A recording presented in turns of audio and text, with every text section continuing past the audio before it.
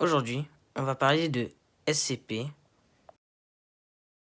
SCP-966, les prédateurs de la nuit. Classe Euclide. SCP-966 désigne une espèce de créature humanoïde invisible à l'œil nu, sauf sous vision infrarouge, ou avec des équipements spécialisés. Leur apparence, lorsqu'on peut les voir, est squelettique et décharnée, avec des membres fins, des griffes acérées et aucune peau.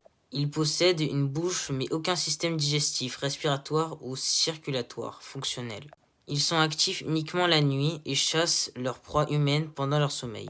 Comportement. SCP-966 tue ses proies lentement et silencieusement en les privant de sommeil. Ils mettent une onde cérébrale ciblée fréquence de 0,0001 Hz qui détruit la capacité du cerveau à entrer en sommeil.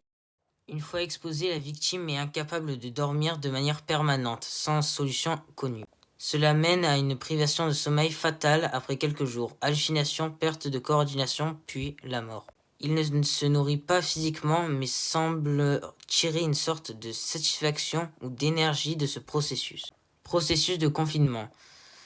Confiné dans une cellule blindée avec des caméras infrarouges, le personnel n'interagit avec eux qu'y via des dispositifs de vision thermique.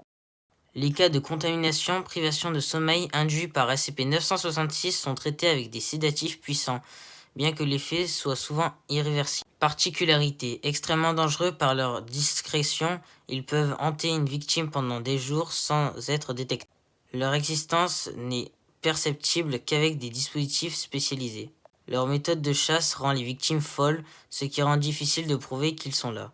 Anecdote, SCP-966 est souvent comparé à des démons de cauchemar ou à des hommes de l'ombre, car les personnes touchées finissent par voir des choses ou croire qu'ils sont observés, sans jamais pouvoir dormir.